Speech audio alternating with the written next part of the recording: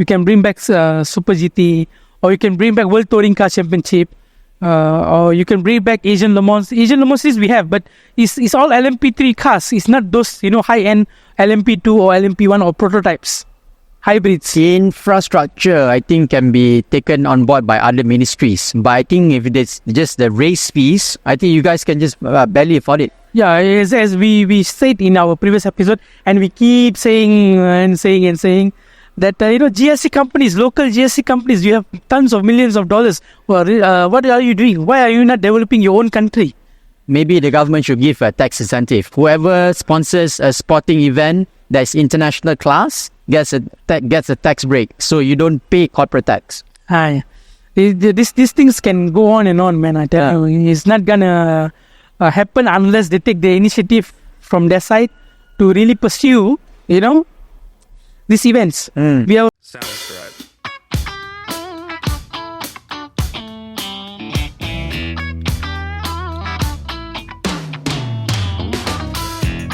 Hi guys, welcome to Paddock Show, episode 11. I'm Harris. Well, we are at episode 11. Wow. I'm Kumar. Welcome to Paddock Show. Yes. So today is the end of March. Yeah, it's end of March, and we have already have few races into the season with many off-track and on-track, entertainment, I would say. Yeah, I mean, we have done 10 episodes. Imagine, since we started when? We came, I think, February, if I'm not wrong. We started in February with a phone and a tripod, and here we are with all these high-tech gadgets. Yeah. So we started with 10 episodes, and the idea came about in a very early morning, and we didn't even plan anything. Nothing, man, nothing. We just straight away, took our phones and tripod and went to Morikori, and shoot our first pilot episode there. The response was good, and here we are. And I'm surprised, since we started, we've gotten a lot of support from friends, from families, and from people in the industry. Yes, I was actually very surprised with the amount of support and also encouragement. We don't have a motorsport podcast in Malaysia. I would say that we want to do more for you guys, and hopefully we will end up with much more content in near future. Yeah, so over the 10 episodes, I think we interviewed so many people. Yes. Namely Ayub from Pocket Bikes Malaysia, Pocket GP, yeah. And then Shukri from IMPKL, the head coach. Yes. And then we also did interview Putra from Morek, Ridwan from the VIP Malaysia, and also the Youth Council. And then we also interviewed owners of eateries and some of the challenges, and some we did also involve them in our interviews, in our episodes, like Wilson, like another person, Walter. From Dark Horse, thank you Dark Horse for giving the opportunity for us to engage more with the local Malaysian fans that like motorsport in general. So Dark Horse, I think, has been an essential part of our show. I think we've been there 2 times? 2 times, yes. And more to come for sure. So we're actually planning to be there again during the Shanghai, and also coming up we will have some competition for MotoGP as well. For MotoGP, it will be a grandstand ticket, so stay tuned as we move closer towards the MotoGP season in Malaysia. So, and then we also interviewed the MAM official as well. That was good, in-depth, knowledge on how everything is done by the MAM officials, the stewards, the marshals, race directors, the control, the flags. That was intense, complete knowledge that we also acquired. Not everything that we knew, that we had to also experience something more detailed information on how it is managed. I think what strikes me the most is the amount of technicality it involves in being a track marshal. Yep, and it's a team effort, you see. So it's from one hand to another hand. If there's a miscommunication or misjudgment, from a marshal to a steward to, it can give you a different impression of whether that rider or driver had made a mistake or crash or debris on the track. So it's very important. From one post to another post, they give accurate information. Being a lead marshal, You know what also opened my mind is actually you don't have to be educated. You don't have to be from a motorsports background to be a marshal. Yep, correct. You can start from the very bottom and work your way up all the way to FIA. Yes. And take note, these are all, some of them are volunteers. They're not even paid, right? They're just, volunteers, passion in motorsport. They're willing to gain experience. You never know where you end up after that. Of course, the journey is far, but for you to take the step for the journey, you have to start from the bottom. And then from there, you're able to develop yourself. Yeah, so like Putra also fantastic. He gave us a bit of background on how Morag started and what are the future plans of Morag. I think Morag has got a very bright future. Yeah, they're opening another 2 tracks. Yeah, few more tracks coming soon, and it looks good. Hopefully, Putra will share more information. Our Morag, Wan Utama, will share more information on their page. So do check them out to get more info. And more tracks are coming up in Klang Valley area. Take note, there's another new track, 1 kilometer track that is being set up in Baranang, Kajang. They have just established it. Coming soon, it will be open to public. And even I can't wait for us to go and try the track. Baranang, yeah. Yeah, Baranang. Yeah, I saw the track layout. It's amazing. Huh? They have the proper pit structure. Really a cool, like a proper track. So let's see how how realistically it looks like later on. Maybe another few months down the road, we will check it out. So I think after Raya, we would have more live coverage also. Pocket GP is coming up. Pocket GP race. Yeah, first race. And practice is coming up. Training is coming up as well. So we will work closely with the Pocket GP team to bring you more coverage on that as the season progresses. On that note, I think we also need to thank our friends and also our subscribers. Yes, indeed. Because they are also very engaging with us. Exactly. Thank you so much, everyone, for asking questions, correcting us, and giving us support on how to manage better or feedback on how we can do better for future episodes. So yes, we're slowly learning on our way. Hopefully the support is there all the way through. I think another thing that we also promise is we'll bring a female speaker. Yes, that is coming soon as well. We will not tell you the name yet, but she is quite busy at the moment. But I think it should be after Raya. We will try to get her in to interview. And we're also planning to bring an actual racer to the episodes. Yes, we are working towards that as well. Yeah. So we have got things lined up for second and third quarter for the year. So stay tuned with us. Subscribe to us. Comment below on what we can improve on. Yes, because I think it's just not us, but we are here to provide essential facts, essential information, and also guides on how to be more involved in motorsports and how the industry is developing, not just in Malaysia but also overseas. Yes, of course, but we want to bring more exposure on local events as well. So as Haris said earlier, more events coming soon. We will have a Superbike track day coming up, Pocket GP coming up, and also we will cover some go-kart races. Hopefully SWS, we will collaborate with Morag to see how we can do that. And also some female involvements in motorsport. We want to cover that as well. So all this and more are coming up. Yes, so you guys just ensure you follow our Instagram, our TikTok, our X, as well as our YouTube channel. Yeah. We have plenty of information that we upload on a daily basis. And we do also share with you guys around the world news in terms of motorsports as well, and also the rumours. Correct. And we are delighted that we are now in episode 11. 11. Yeah. So I'm blown away. I think we started from nothing. Nothing, yes. And here we are with 11 episodes with so much of information, so much of engagement activities. Who would have thought that we're going to do this, right? Yes. It was just a dream, and now it has become a reality. Yep. And the attraction that it has gained is momentous. Yeah, a lot actually. And thank you so much, everyone, for that. Appreciate it. Yes, so before much. I forget, we did go to another place, Octane. Octane, yeah. The collector's edition, right? Yes. So the owner, Mr. Dave was good. Haras was also good. Yeah. Awesome experience there. And of course, we will do more on collectibles item as well. It's not that just we're going to concentrate on racing.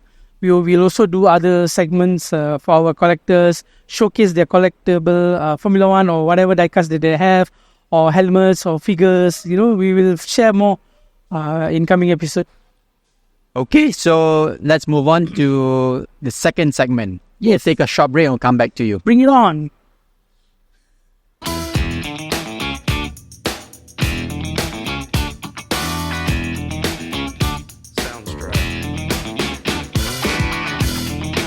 Guys, welcome back to Paddock Show.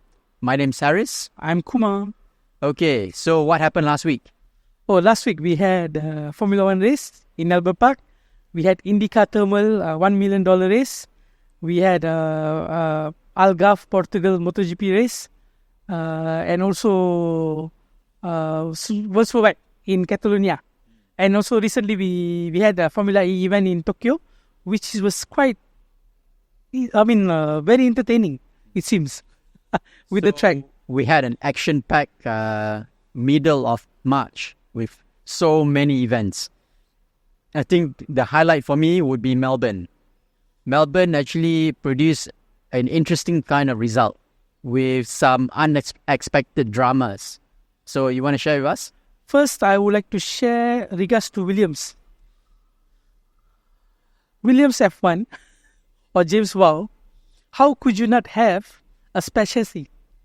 That is the first question that I would ask Williams F1. Because this, as an established team, you should prepare to have a chassis in case anything happens. But in terms of Williams, I'm not sure whether they were, it was a cost issue or it was maybe the time for the chassis to travel from their factory to Australia. Maybe it took time more than required.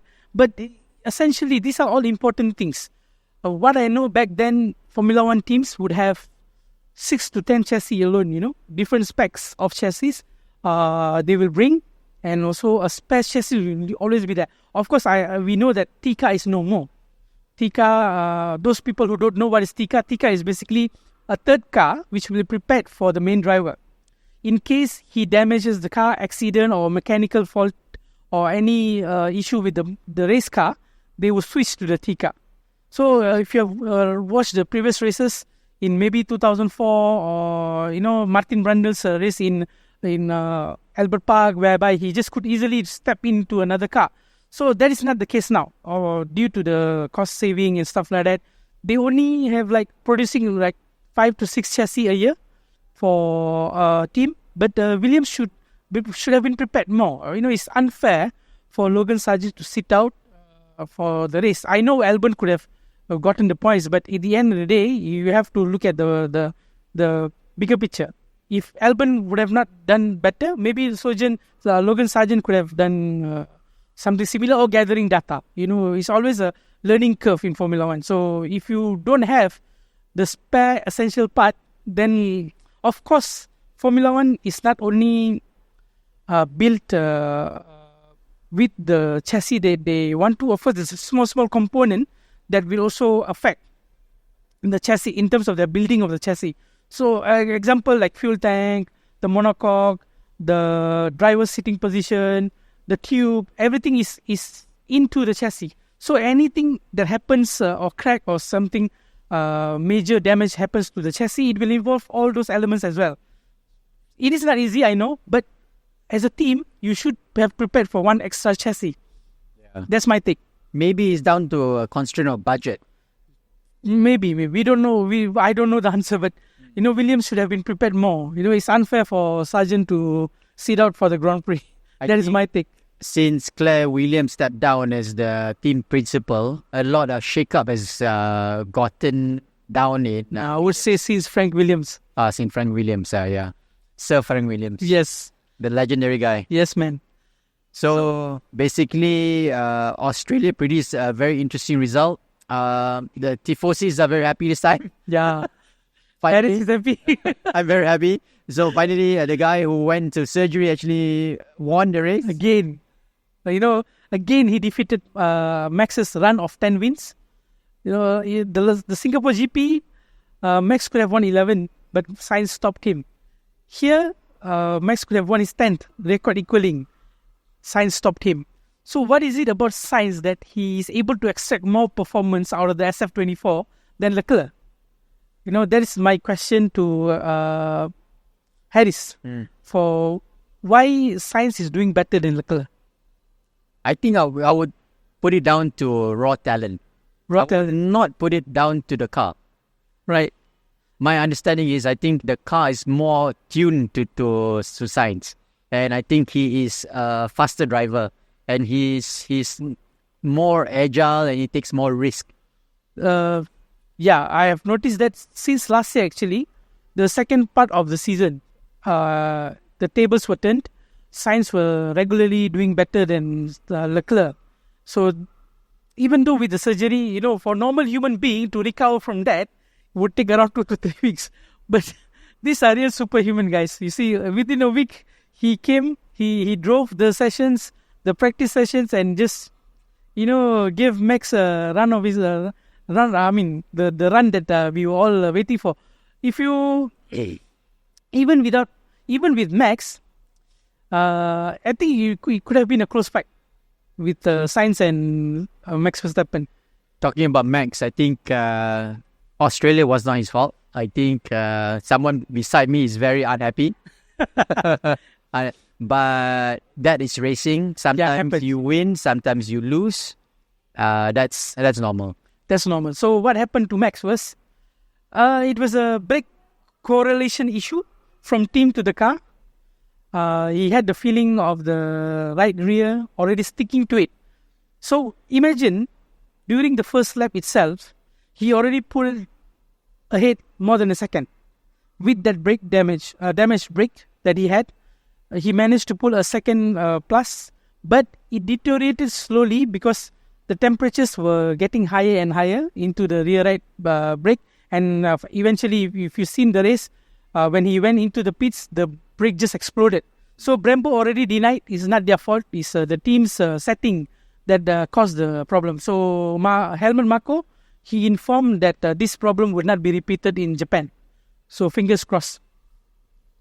You could see Max's face when he came back to the pits. He was really pissed off, man. He was really pissed off. But what to do? Like you said, it is what it is. Racing happens. It's racing, Formula One, any sort of form of motorsport, it's all mechanical. One mechanical fault, then you are done. Another driver that actually impressed me is actually Norris. I think Norris, since he came into F1, he sparked an interest in me because I find that he's very consistent. He is consistent, but he doesn't have the oomph to win. Maybe his luck we can speculate everything and anything, but his best chance was in Sochi, right? Sochi 2021. When he made a mistake by not coming into the pits, not here, listening to their team for pitting in to change the tires on time and then gave the win to Hamilton. So, Norris, he's a good talent. He wants to create the same environment like Max created in Red Bull. He wants to build the team around him. So, if he's capable of doing that, I would say Norris is as good as Max Verstappen. Talking about McLaren, I've got a friend who actually highlighted something in Instagram. Fun fact, Zac Brown won Wheel of Fortune, $3,050. And guess what he did with the money? Racing? He bought a go-kart. Zac Brown in Wheel of Fortune. I didn't know about that, man. I didn't know. So, for you guys, you think team principals are not racist? Actually, all of them are. There are racers. Actually, Toto Wolff is a racer, former racer. Christian Horner is a former racer as well. Jos Verstappen is a... I mean, no, Jos Verstappen put aside. But there are some team principal who came from a racing background. So they know what it takes to, the eagerness to win, the passion, the motivation. As if they couldn't done it from themselves. So they are relying on their drivers to produce the best out of the car. So from Melbourne, what do you think is the key takeaway? Teams, they are stagnant. I would say stagnant in terms of progress is Aston Martin. They're stagnant. Their progress is nowhere to be seen. And RB started to show their potential from the car. With a proper setup, they can run into top 10 and also score points. Haas is doing an amazing job for what speculated in the off-season. Komatsu is a really brilliant race engineer. If you have seen in Saudi, he really put his brain into the feet of the drivers and got the results they were not expecting at all. Points for Haas team in 2 races in a row is amazing. And apart from that, if you ask me, the team that are stagnant, apart from, is Alpine. Alpine is not stagnant actually, man. I'm very sad for them. They're losing a lot of performance ground. Not sure what is going on, but like last year they changed the team principal. They have a new team principal now, but still the situation is still the same. Car is not performing aerodynamically. The performance of the engine is underpowered. The drivers are good. Ocon and Gasly, they are fantastic drivers. They are race winners. So you cannot doubt the drivers. It's just that the car is not there to give them the result. So basically, Alpine is still a tractor. Yeah, correct. They are. Thank you, Eugene, for that question. Tractor. Still a tractor, Alpine. Right. From Melbourne, who is your driver for the race? Okay, before I go to the driver of the race, I want to highlight the penalty that was given to Alonso. There was no crash, there was no contact, right? No physical contact at all. If you don't allow tactical race movements, or maybe racing drivers, there's something in their head thinking 1 or 2 steps forward to see what they can do to ensure that the driver behind attacking or they themselves attacking another driver to gain advantage. If you ask me, that was a racecraft by Alonso. He is a really good experienced racer. So from his racecraft, you can see that he did something that triggered the Russell's accident. You as a racer, you should know the distance of the driver ahead. Like Alonso was braking few meters unusually compared to the previous lap. During the last lap, he braked a bit earlier than before, or lifted. I'm not sure whether he lifted and then he picked up the pace again. So that was actually his tactic for Russell not to have the closest DRS to the next round of straight. So that was his style of racing. It's a craft, If you don't allow racers to have their own racecraft without having a physical touch, and then giving them penalty for not crashing into them, is unfair actually. You give a penalty for Alonso for not crashing into Russell, or if he had a contact, then I agree. Brake tested. That could have been a brake test if they have touched or braked, in an instant surprise way. But this was not the case. He was far a bit, 0.5 of a second, and he slowed down tactically to ensure that the Russell will have a slow getaway from the corner until the next DRS. So that was his intention actually. It was not his intention for Russell to crash. If the car is aerodynamically unstable, that's what will happen. Russell braked and then the Mercedes just went off. That's my take on the penalty. I don't think it's correct. You give a 20 seconds penalty for a crash which was not physical contact, and then you can give a 10 seconds penalty for a crash that was purposely made in Silverstone 2001 by Hamilton. You just give them 10 seconds. So you see the difference of the steward and then the marshalling. I mean, whoever the race director or the steward was there. So Johnny Herbert was the one who decided to punish Alonso at the end. So you see the difference. It's not fair. With the contact, you give 10 seconds. Without the contact, you give 20 seconds. What kind of rule is that? I don't get it.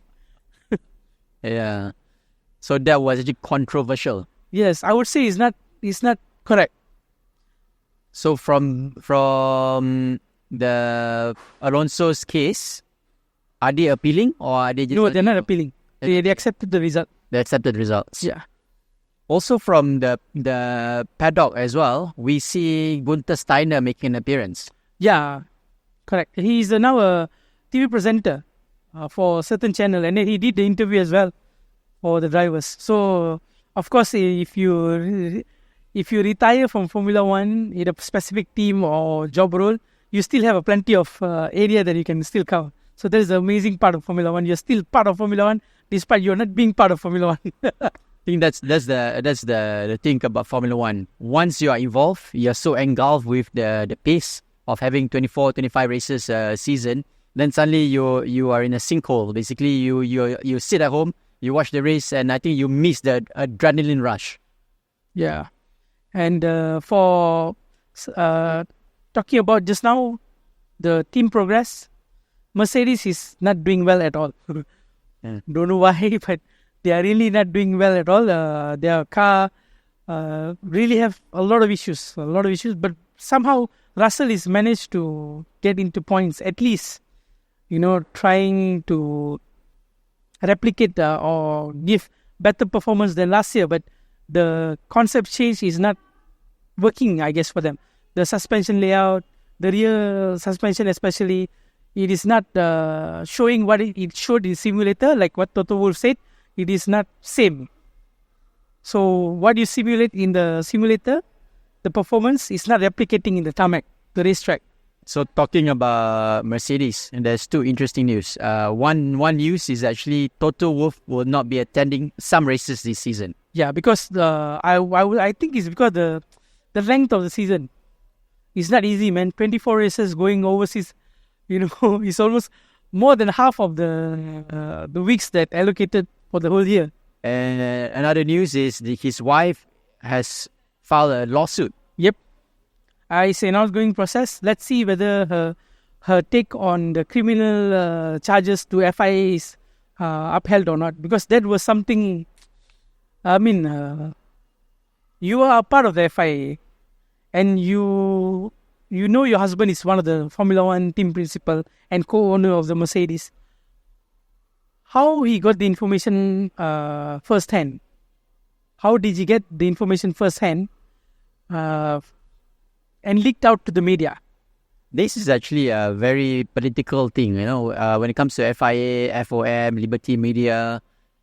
No doubt F1 is a lot of politics, but sometimes the politics pushes it too far and it no longer becomes a motorsports, but it becomes a political affair. Yeah, man. It's similar to like how we see in those entertainment industry movies or dramas. All this is happening. It's all started with Drive to Survive.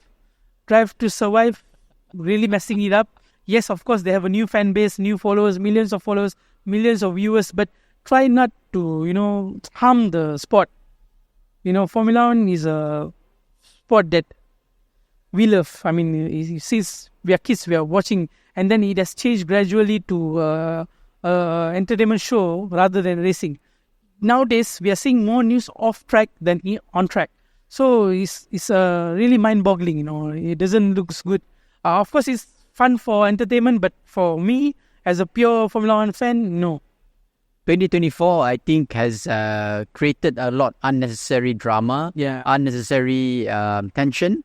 And the outcome of that is some people might get turned off because you are not watching a race. You're watching a lot of mumbling here, mumbling there, accusation here, accusation there, and it's no longer a motorsports. It's just drama all the way. Yeah, exactly. It's drama all the way, and this is not what we want. Because from the eras of the mid-90s to the early 2000s, No, we don't want to know what the team is doing. When there was an interview going on, and with the Drive to Survive producer, they say that those days we don't have media, social, and internet much coverage throughout the worldwide, and fans are not able to see what's going on internally. We don't want to see all that. We want to see racing. You want to have a drama, you create your own. I mean, you don't have to bring Formula One into some shit game. You see, so I mean, we like just what is happening performance-wise on track, driver change, driver issues or car issues. The result of the end of the day, practice sessions. That's what we want. Not what is going on inside the garage. Who wants to know? I don't want to know. Talking about driver change, there's been some news about changes and driver hunting. Yeah. The latest is that Sainz and Hülkenberg to Audi. Because if some of you are not aware, Audi already acquired 100% stake in stake F1 team. Wow. Sauber. Basically, they already acquired the ownership. So now they are in the next phase of performance and development for their engine, which is going to be 2026. Apart from that, Max, the rumor still going on whether he will switch to Mercedes or not. It's not confirmed yet because we are slowly seeing stability in the Red Bull team. Thanks to Jos Verstappen not coming to the races. Thank you, Jos. Please don't come. We don't need you. So, other than that, Kimi Antonelli is being prepared. He will drive W13 soon. For in case Max turns down the offer, Kimi Antonelli will switch into Mercedes for next season. But I think it's not fair, Mick Schumacher is there all the while, and nobody's talking about him. He's a reserve driver for Mercedes. Nobody's talking about him. What is going on? You are giving. Okay, he's a young blood. Mick is a young blood as well. He needs another chance. Yes, he was in Haas and he couldn't perform. Might have been some issues, but you need someone to develop him. He's the driver that needs development, constant nurture. So if Mick is not given chance and you give someone Kimi Antonelli, of course he's very fast. You can see in the Formula 2 races, he's very talented. But Formula 1 is a different ball game. Unlike Oliver Behrman, he already had experience. Likewise, Robert Schwarzman, he already have experience in Formula 1, the current generation. Mick has the experience in the current generation of Formula 1. So why Mercedes not giving him a chance? Something to ask about. Actually, you realize this? Reserve drivers do not get an opportunity. That happened in Jeddah. It happened again in Australia if Mick Schumacher is not given a chance. So basically, reserve drivers are not guaranteed a race seat if first or second driver is out of the picture. Yeah. I mean, it's a bit... Then why do we have a reserve driver? Yeah. Why do you have a reserve driver when we don't use them and we just use them as puppets? Yeah. So moving on, before we go to the next segment, the chief mechanic of Red Bull Racing is moving out. Yeah, I think he got a better offer or better position in a different side of the garage. I think most probably he'll go Haas or Sauber. Haas or Stake? Yeah, either one. It's not confirmed yet, but either one of the team that he had talked with. Lee has been with Red Bull since 2006. 2006. And then that's a long time. 15 years. Yeah. So all the achievements together, the hard work together. Maybe he needs something different. Maybe a different challenge because he's already won 7 world titles with Vettel and Max. Yeah, correct. So there was a good achievement from him. Everybody wants to progress. Yeah, everyone wants. Drivers wants to stop. Why not chief mechanic as well? Everybody stop each other.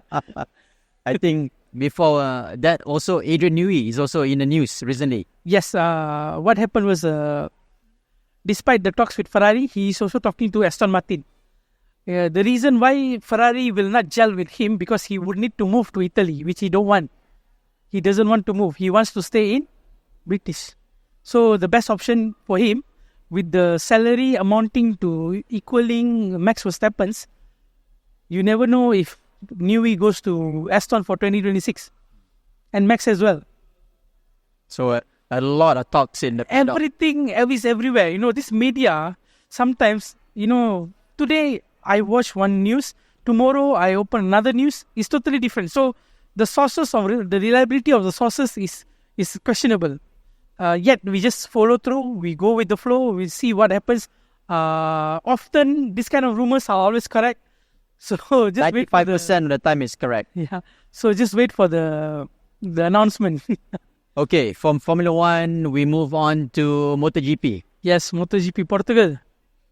So, it's an all Ducati But wait, win again. you asked me, right? Who was the driver of the Yes, who was the driver in Melbourne? I would say Tsunoda. Tsunoda, Yeah, he drove well. better than Ricardo. Yeah, of course, definitely. He's outperforming him. For me, driver of the day was Where did he finish? 7th. 7th. Oh, 7th After for Alonso- Vista Cash App is not bad. Yeah, after Alonso penalized, he finished 7th. And a lot of DNF as well. Yeah.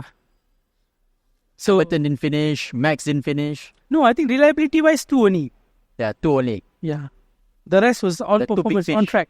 The big fish, the world champions. You know, one engine, one brake. Both of them were really pissed off at the press conference. You could see their faces. Yeah, Hamilton was just not responding with like all payback. Yeah. 44 is always complaining, but in the other day, if there's a reliability issue, you cannot just blame the team, but you must also blame some situations where you were not involved in the development of the car. Exactly.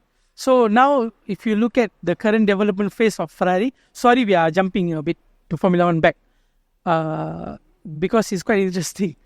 Ferrari is already developing. They have already had their engine up and running. 2026, they have tested the engine.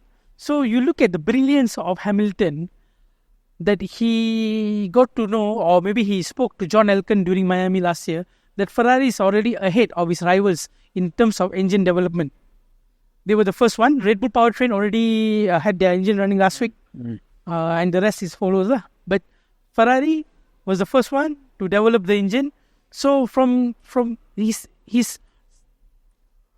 sixth sense or his instinct that provided him the say to go to Ferrari, I think is working well. So maybe it is another good jump from, if you remember, he did jump from McLaren to Mercedes. Now he's jumping from Mercedes to Ferrari. So maybe it's the right time again. So timing plays an important role in Yeah. F1 as well. Your decisions.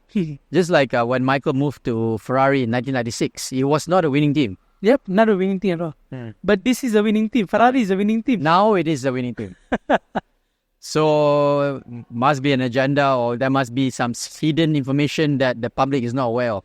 I don't want to go into that. As I said, I would prefer racing than a lot of speculations. Yeah, I think just cut all Arguments. all the arguments, all the drama, all the issues, all the dung dung, you know. Just put that 4 wheels on the tarmac. No. Put a steering wheel and just drive.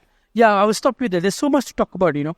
Formula One is a constant new sport that you have new developments every race. Talk about aerodynamic, talk about the tires development, talk about the engine performance, talk about how the drivers prepare for the race. There's so much of scope, that positive scope that you can talk about. Instead of, bullshitting, this driver is that, and, this team principal done that, and, Ferrari is cheating with fuel flow, and Red Bull is having flexi wings, and Mercedes is the innocent child. Cut the craps, I think all this started from Abu Dhabi 2021. After that, it just went downhill. It's like, no, Mikey, no. The moment Mercedes complains anything, FIA will take it seriously.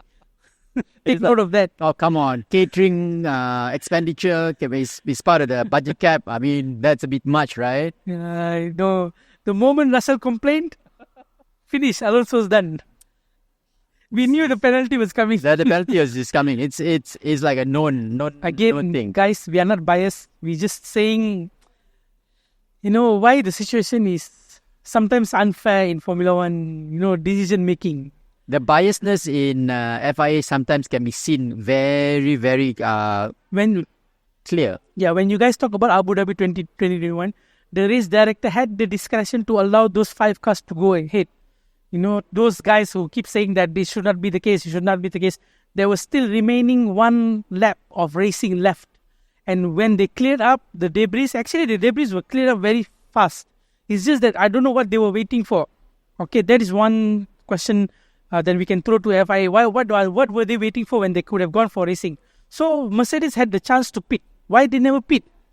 I mean, you want to blame your team as well, because Hamilton was also saying in the radio, why did not they pit? The Bono was saying that cover position.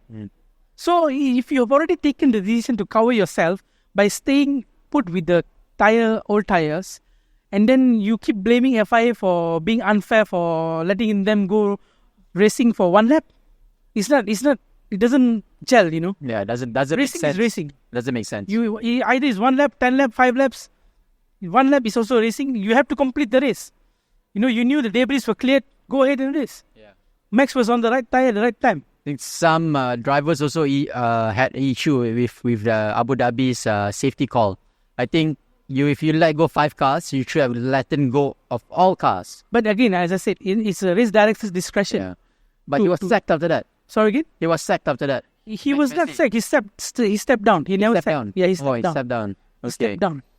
But So- all said and done is, that was That was his 2021. So, no, I was just saying the inconsistency in FIA's decision at times that is really unacceptable. This would have not happened if Charlie Whiting was around. One more thing I want to highlight. Why this keep happening, inconsistency? Because they change stewards. They should not change stewards. They should remain one stewards that, can make the decision. You change from one driver to another driver. Of course, they are previous racers. And they have made mistakes a lot of times as well. They themselves as racers become a steward. They would take it personally. They would not be general, or they will not be equal.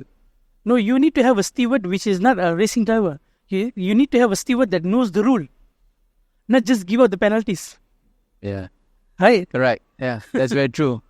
So, race director and also FIA stewards need to be consistent, and it needs to be, I think, the same individual from race to race. Yes. Don't change. He's going to change your results. Simple as that. If you assign a team of stewards for one season, maintain the team. Correct. Maybe you can do 1 year, one main steward, second year another steward. But you need to make sure that steward is not a racing driver, because racing driver will have that biasness. They would It will be there. The favoritism will be there. True. So you should not have the favoritism. Okay. Portugal MotoGP. Yeah, come back to MotoGP. Sorry, MotoGP. So it was an all Ducati win. No, actually no. Not all Ducati win this time. The winner was Ducati. Martin won the race ahead of Binder. And then the rookie sensation, Pedro Costa, Yeah. which really impresses me on how he really managed those tires, the way he braked into the corners. They had a concern. Okay, we will cover top 3. Acosta, Binder and Martin. Okay, first Acosta. Pedro Costa, he had some issues in Qatar pertaining to tires, on how fast the tires will grain. But in Portugal, the track was different. It's a different layout from Qatar. Qatar is quite flat, right? So, and hot. Algarve was the opposite. It was kind of cold a bit, and then the graining was less. So, Pedro took all the advantage, despite just being his second race, know how to do the racecraft, the way he moved towards the podium position. He wouldn't have had the podium if Marquez and Pecco collided. But again, it was very impressive. To see a rookie with a KTM RC16 developing very well. If you look at the belly pan of the MotoGP bike, Yeah. when Acosta comes out of the corner, if you have watched the race, amazing, man. The visual is such amazing. The bike is so low, and the way his body going the opposite way of the bike, is so much physically demanding. He came from Moto3 to Moto2 to MotoGP. So the lean angle is actually now much lower. Lean angle, when you come out of the corners, the rear end grip, KTM's rear end grip is quite good as well now. Well done to Pedro Costa. Yeah. Pedro Costa, yeah. New sunshine. I think he will win a race this year. If he manages to keep in the same group of riders, he can win a race. Definitely I can think win. what actually makes me more surprised is more teams getting more aerodynamic elements on board the bikes this season. You see a lot of elements on the bike now.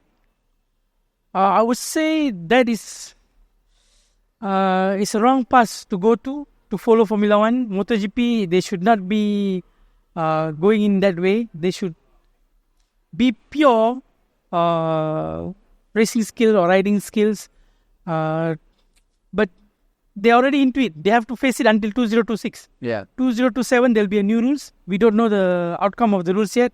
But I hope that they will eliminate this aero parts in MotoGP bike.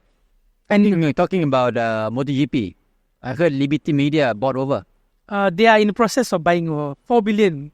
4 billion US. Yes. Wow. So they are Media, wow. You guys, you just bought F1 not long ago and now you're buying MotoGP. so wait for Right to Survive. Yeah, right to survive. Another bullshit. So Liberty Media is can you just leave the entertainment away from the sports? Yes, you want entertainment, give the fans entertainment outside the track whereby they can enjoy, instead of all this on rumors and stuff like that. So coming back to second place, yes, you are right. First and second was Ducati. Third is KTM, Pedro Costa. So second place was Bastianini, Anaya Bastianini, the Beast. Finally, he getting a decent result after so long. He was on par with Martin, but Martin really know how to handle races better as he experienced further in his career with Ducati.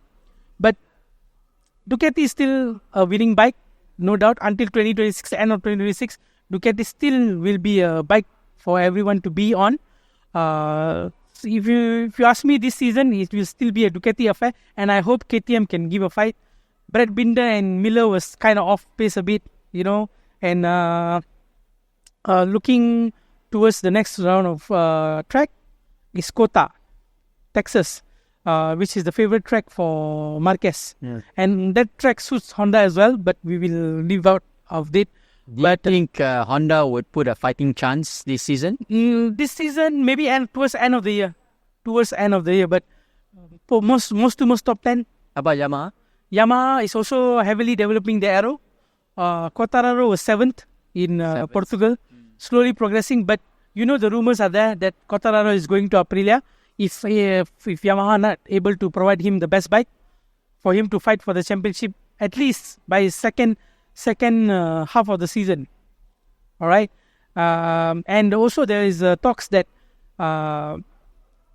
Ducati is going to lower down the amount of factory bikes next season. So there will be only 3 factory bikes next season. Pramac is still one of them? Pramac will be one of them. Yeah. And then like Fermin Aldegar is already signed for MotoGP next year. So you can safely say that Jorge Martin is on his way out from Pramac. Pramac, yeah. Okay. Either his destination will be Yamaha factory ride or Honda. We don't know. He's still in the midst of discussion. But if that happens, because Martin wants the factory bike. So if Ducati... Why don't you explain to the viewers what is the difference between a factory bike and a privateer team? Factory bike is basically the latest package, or you should say a 2024 prototype, not 2023. Okay, let me run through. For Ducati, at the moment they have 8 bikes, right? 8 bikes. So 4 of them are with factory bikes, and 4 is non-factory. Non-factory is a year older bike, which they don't provide you any development in terms of aerodynamic or chassis or physical parts. Maybe some electronics here and there.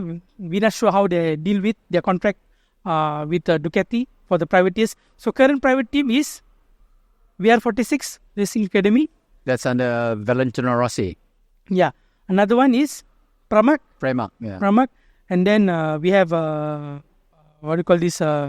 Cassini, Gresini. And the factory bike, Ducati's, Lenovo. Lenovo. So this Lenovo Ducati and Pramac Ducati, they have factory bikes for all 4 riders. So which is the 2024 prototype.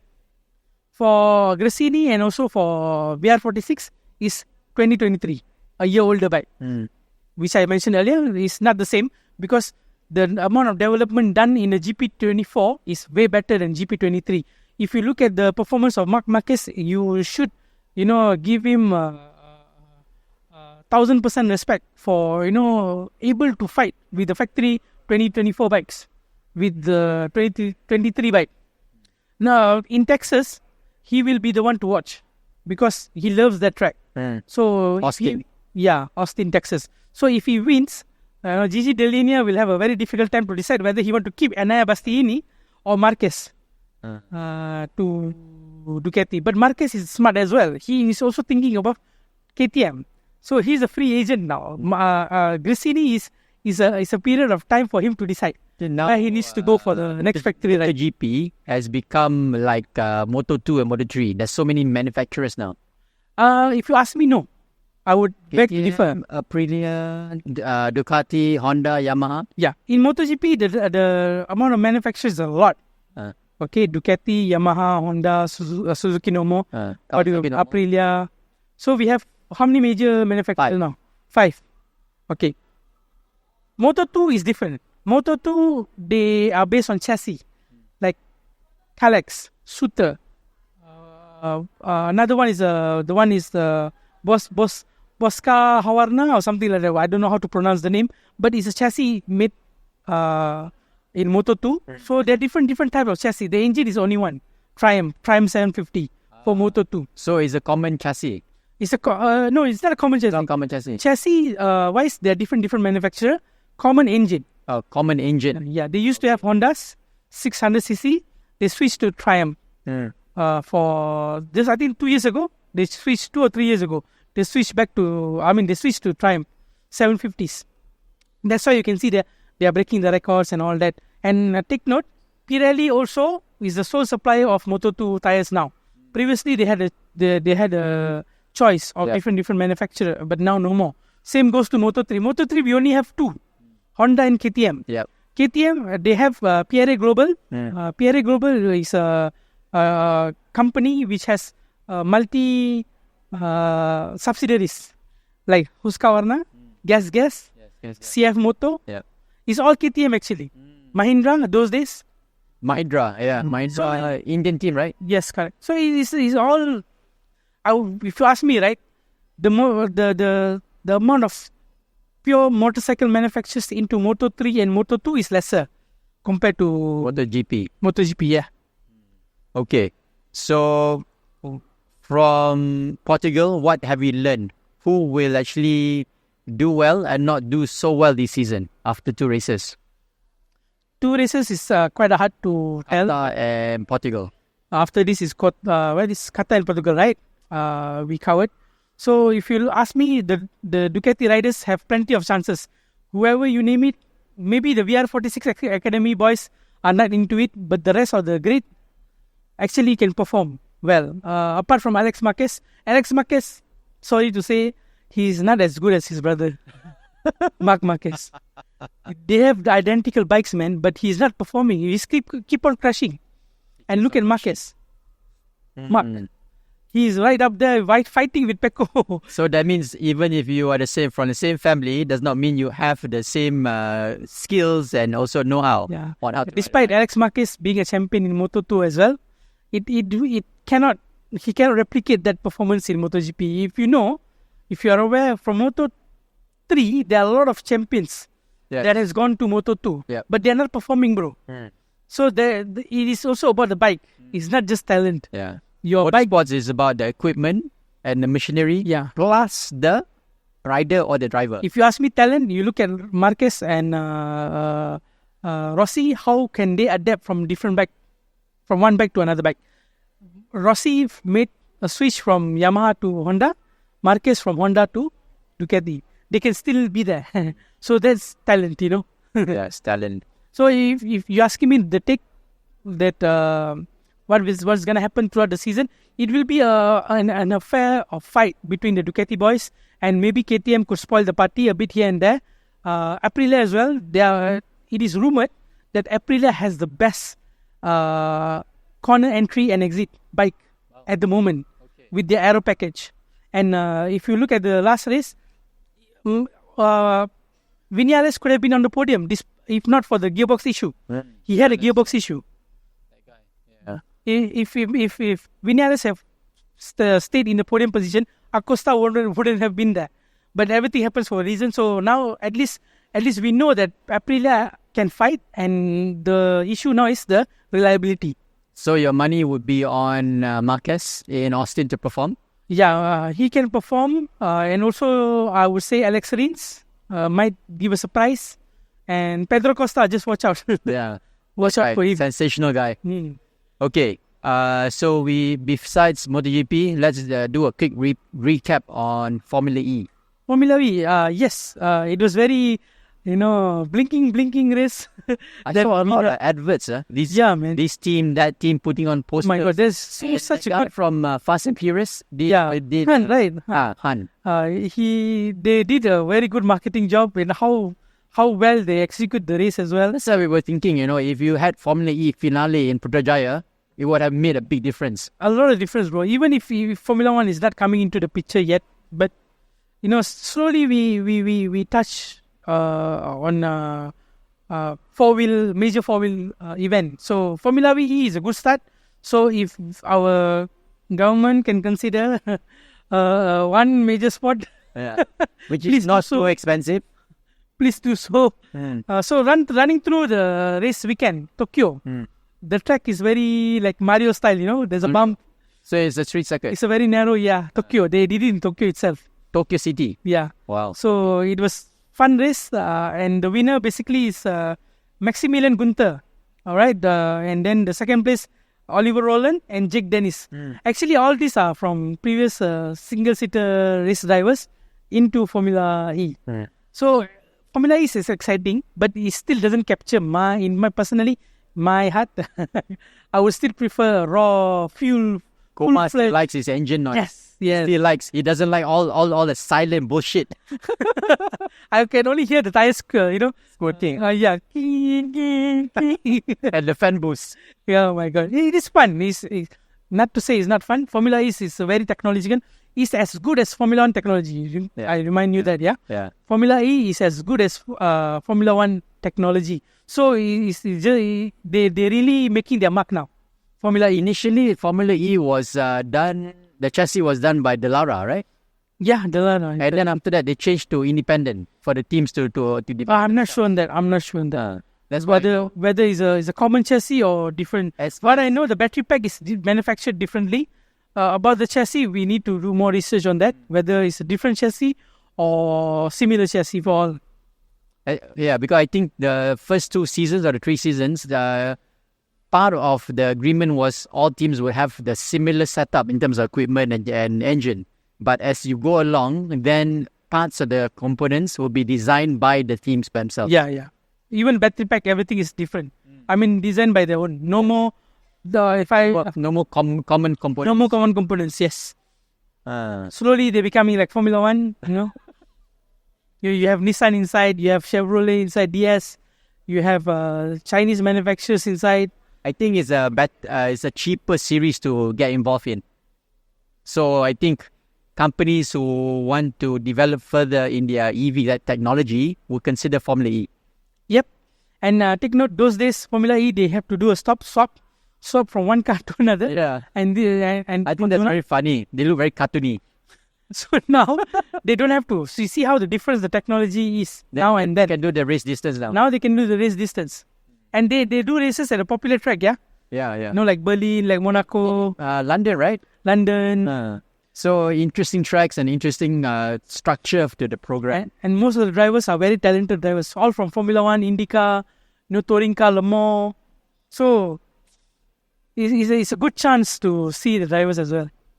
If they happen to come to SBK. World Superbike, again, it was a Ducati affair. Even there is a Ducati Well, Ducati is like it's really on on fire. on fire. They want to dominate everything.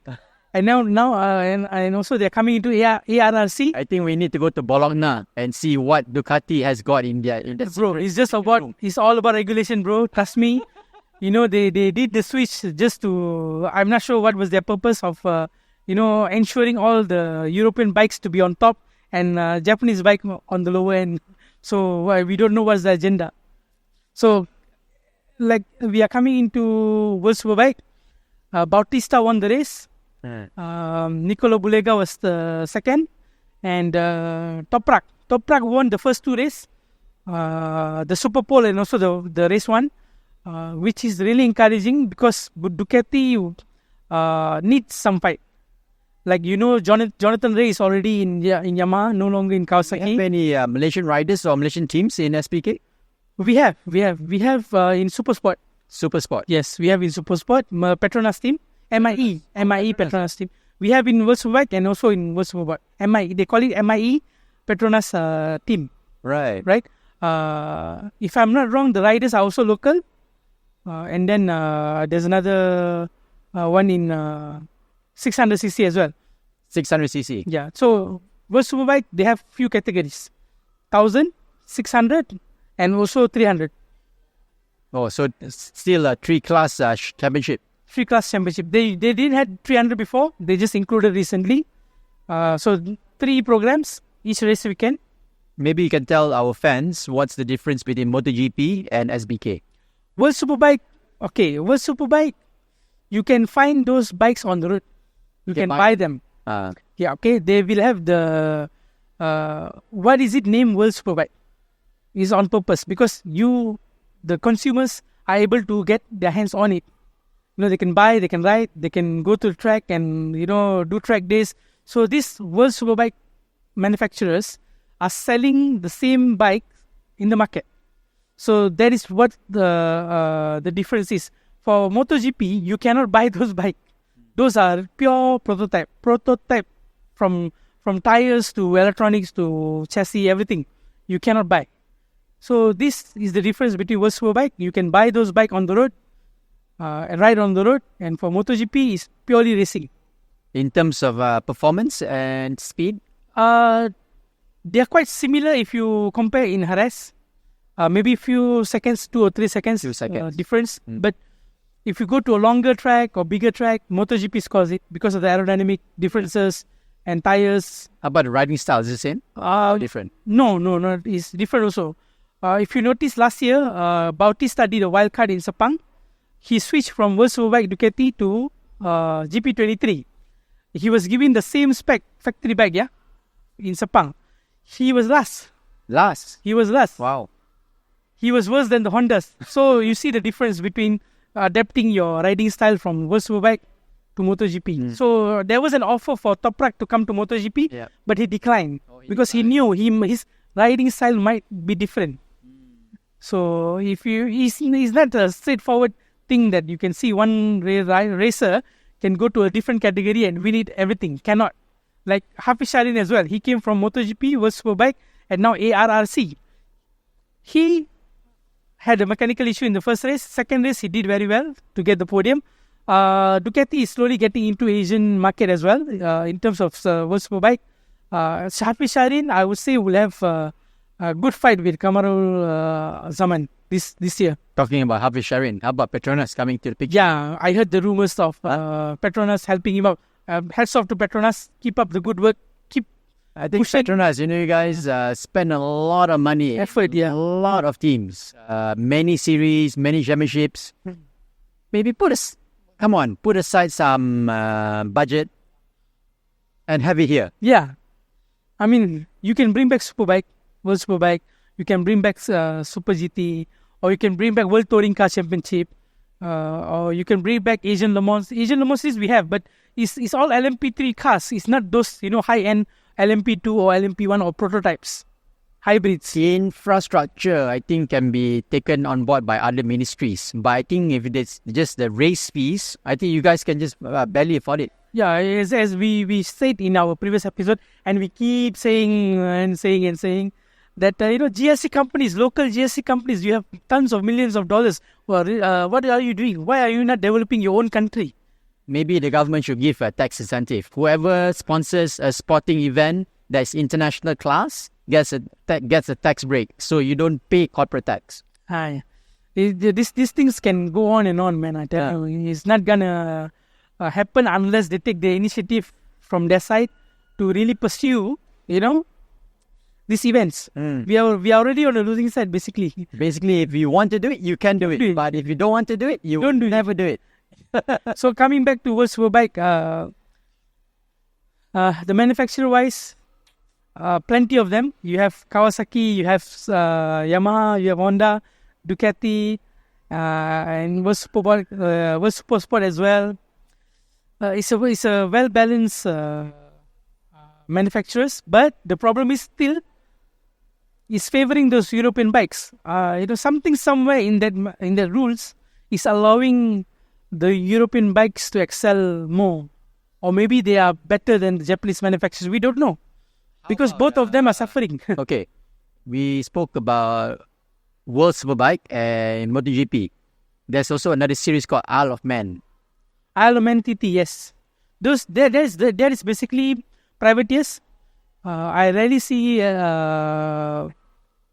full-fledged manufacturers going in, but I know some of them, yes. Carl Fogarty, I think one of the riders. No, the Carl Fogarty, no. Carl Fogarty was his World Superbikes. World Superbike. Yeah. And coming back to Island of Man TT. That is a very dangerous track because it's held on an island. Yeah, man. The speed, the bike going through, there's no safety, There's no safety, there's no gravel. The moment you make a mistake, that's it. Tire barriers. Yep. Island of Man TT is dangerous. It's dangerous, but an intriguing race because it's once a year. Once a year, yeah. And people flock the island. And it's basically different category as well. 1,000, 600, 300, 250. So, and also they call three-wheel bike. Yeah. You have two riders inside. You have another second. Which we will help you to. You have a pillion. Pillion rider. Yeah, correct. McGuinness is the champion. Multiple champion. Yeah. In Island of Man TT. He is a factory Honda rider. And then I think talking about series of two wheels, I think last year or the year before, they also had some MotoGP bikes at Goodwood Festival of Speed. Goodwood. In UK. Mick Doohan, Wayne Rainey, and Kevin Swans. Oh, basically it's showcasing their classic bikes. So you rode the CBR 500. Yeah, something, before MotoGP event, maybe we can do like that as well.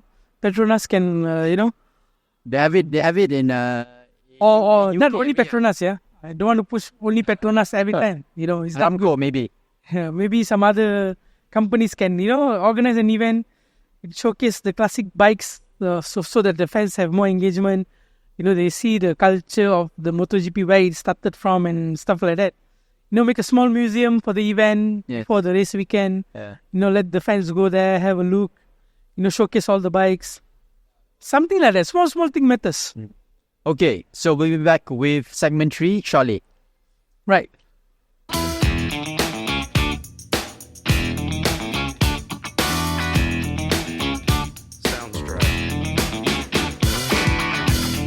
I'm Kumar. And I'm Harris. Okay, so next weekend, I think this is Kumar's favorite track. Next weekend, Suzuka. Yes. Honda's very own Formula 1 racetrack. A track that I've been to in 2018, and we may go next year if all things are well. Yes, we are planning for it. Yeah. So it is a track, I would say in all the tracks, it is a driver's track. Pure classic gravel, one small mistake there, you go end up your race in the gravel trap. So, Suzuka has been part of Formula 1 for quite some time. It's owned by Honda, as I said earlier.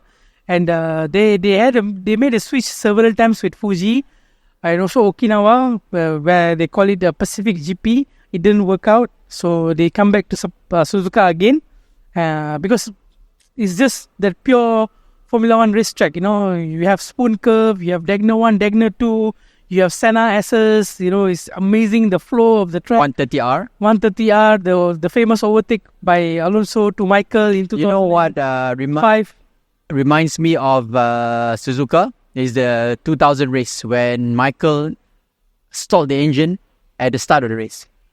He was about to win the championship that day. Right. That was very dramatic. Yeah, he came back from behind, right? Yeah, he came back from behind. He won the race? I think so. Suzuka. And Michael is the record holder of number of races won in Suzuka. 6, if I'm not wrong. He still has the record. And then for last year, Max won the race ahead of McLaren's, which were really rapid second half of the season last year. Lando and also Piastri. The fastest lap of the race also held by Max.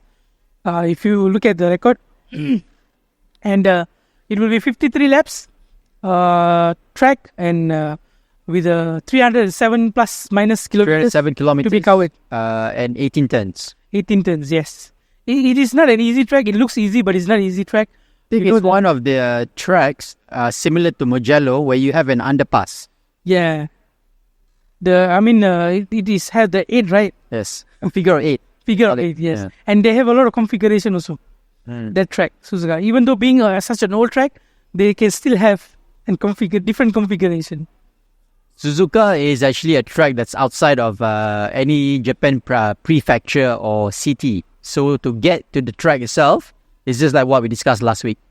It's a long way to go. A long way to go. If you want to have a pure racetrack, which fans can enjoy the atmosphere, the journey, this is one of the ways. But of course, the facilities must be top-notch. Suzuka is top-notch. No doubt about that. So that's why the fans there, they enjoy coming, in big numbers. Every year is fully packed. Even now, they are having Tokyo Festival, Formula One Tokyo Festival, which is already started way before the race weekend. So do you see how their preparation is? So it is actually a build-up from Formula E and then right to Formula One. Formula One, yes. So amazing, man. It's throughout the whole week. It's festival.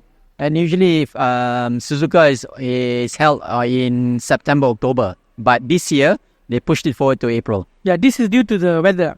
So to avoid any monsoon, tsunami, monsoon or whatever, thunderstorm, they bring forward the race, the weekend to April.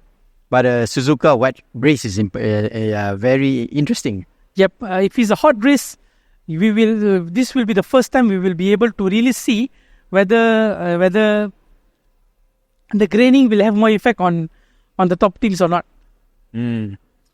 Suzuka also created a lot of drama, I would say, in the previous races. And last year, Max actually took pole, 1 minute 28.377. That's fast. Imagine how much they have developed this year. We will find out next week how fast they are able to either break the record. At first I thought this new RB20 will not be able to live up to his expectation. But looking at the qualifying pace of Max in Albert Park, oh my God, amazing. 115, man. He got into 115. He's able to break the record. And now we are into Suzuka. Let's see what happens then. Back to Suzuka, you said Ferrari might bring some small upgrades. Even Albert Park, they brought some minimal micro aerodynamics changes, bro. Right. So that helped a lot. Ferrari is playing a very smart game.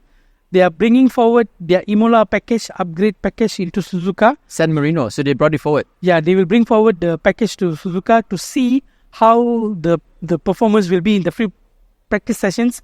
If the new aero package works, they might put it into the race weekend. So they will be closer to Red Bull. Red Bull is expected to bring their major upgrade in Japan as well. But there were talks that I see that maybe they delay to San Marino. Not sure, not confirmed yet. So all to be played for coming weekend in Suzuka. Mercedes is also planning an upgrade. Every team are planning an upgrade coming to this Suzuka. And last year, some of them they bringing forward. Last year, McLaren had a podium. Yeah, second and third. Yes, that was impressive. Great, impressive job. Perez has some issues, I think. he failed to finish, and McLaren outperformed Mercedes and Ferrari. Actually, Suzuka also is one of the tracks that you can really see a big fan base. Just like Zandvoort, just like Monza. You can see all the Honda fans coming in. Oh my God, the way they wear, the merchandise, the costumes, replicating former Formula 1 drivers, current Formula 1 drivers. Yeah, I mean, the amount of money they invest in their suit as well. I mean, the way they come and dress into the track is something that I want to experience, So that's why I'm looking forward, hopefully next year. Yeah. Suzuka has got a trackside hotel. So if you guys have not booked your tickets or your hotels, you can actually go to Suzuka Circuit Hotel, which is next to the Suzuka Circuit. And right opposite Gate 2 is a merchandise shop with all the team issue memorabilia. Wow, I mean, I'm eager to go to the Honda Museum in Aoyama, in Suzuka itself. Oof, that will be a paradise for me.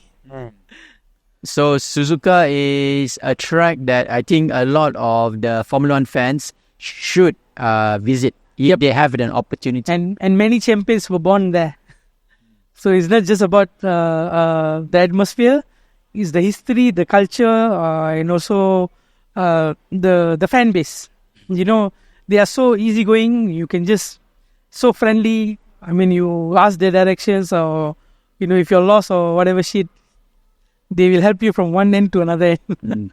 You should also ask the local Japanese where the drivers like to eat. There's a really famous Japanese pancake shop that Ayrton Senna likes to go every year. Cool. Yeah. Let's go then. So there's a lot of history, and point to take note is all the drivers actually take a car right from the city to the track every day. They drive. Wow.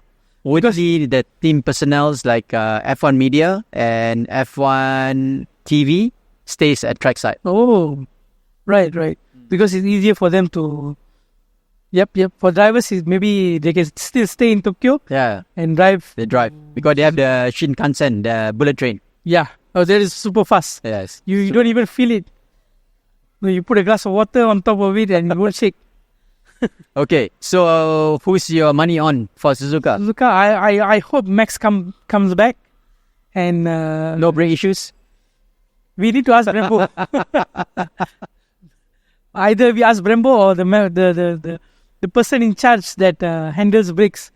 I still cannot picture myself when Max got the brake issue in Melbourne. Why everybody was happy, man? Because he just broke the winning streak. Yep. I think in any sport, you must have a bit of that to entice the audience. In a way, you're right, but you cannot ignore the amount of effort, supremacy, I would say. The effort put into by Red Bull, to get where they are. And most of them, they don't like Red Bull because it's just an energy drink company. It's not a pure manufacturer, but the energy drink manufacturer is, beating all the manufacturers. But I think, Red Bull have done wonders, I would say. Formula 1 speedboat, they're good at. Hot air balloon, and then the Piper Fighter Jet competition is also sponsored by Red Bull. Basically, Red Bull is everywhere. MotoGP, Formula 1, WRC, WEC, everywhere. They're sponsoring most of the talents, athletes in the world. And a fun fact, I spoke to a friend of mine in Thailand. A lot of people think Red Bull is Austrian. It's actually not. No, it's 51% owned by Thai owner and 50% is by Austria. Yes. So the actual owner of Red Bull is from Thailand. Thailand, yeah. And it was commercialized in Austria. Yep. So that's another fun fact for you guys. So Red Bull is international. Yes, it's international. And it came from Southeast Asia. Yes, we should be proud of. Something to be proud of, Yes, it came from ASEAN. So yes. A small Asian company with a big... There was an interesting picture in Instagram that they shared the linkages of the owners of Red Bull. Did you Yeah, mention I that? saw that. I saw that. Were you surprised? Yeah, like- She owns them. I mean, I knew that there were Thai owners. Before this, I thought it was 50-50, but looking at the current ownership, 51 to 49 is Substantial. Stevens the ownership for Yes. Red Bull Thai. So basically, that's Suzuka, and Suzuka is going to be held around the same time as Australia, but maybe slightly earlier because of the time difference. Correct. So you guys don't have to stay up late again, like Jeddah and Bahrain. So those in Europe have to stay up late. For me, it's all good. Yeah, so it's a bit of a blessing for us to Yes. be in Asia to watch the next two races, Japan and China. Yep. We are hoping for more constant results by the top running teams and less drama. Yeah, man. Yes. Just go on with the racing and then, have a proper clean fight. You can expect someone to have mechanical failure and win the race, and then you become the new sensation. Formula One it's all about the last race. It's all about who won and who did better in the last race. Whoever did well in the previous 10 races, they don't give a damn. It's like that. Formula One is a very cutthroat business. So if you do well the last race, you're on top, and you do bad on your last race, you're way down the order. Okay, so with that, we will come back to you guys live from the Dark Horse KL Yeah, for Shanghai GP. for Shanghai GP the weekend after Japan. Japan, yes. The merchandise will keep you up to date. Let's see what we can bring next. We did get a request from someone. Yes. Yeah, Mercedes diecast. So we Let's gave out see. a Ferrari diecast. So fingers crossed, we'll get a Mercedes diecast this time. Yes. Okay, guys, that's To all be from confirmed, us for episode 11. Stay tuned. Enjoy Japan GP. Yeah. And we'll see you at Dark Horse during the Shanghai GP. All right? Take care, guys. Awesome. Thank you so much. God bless.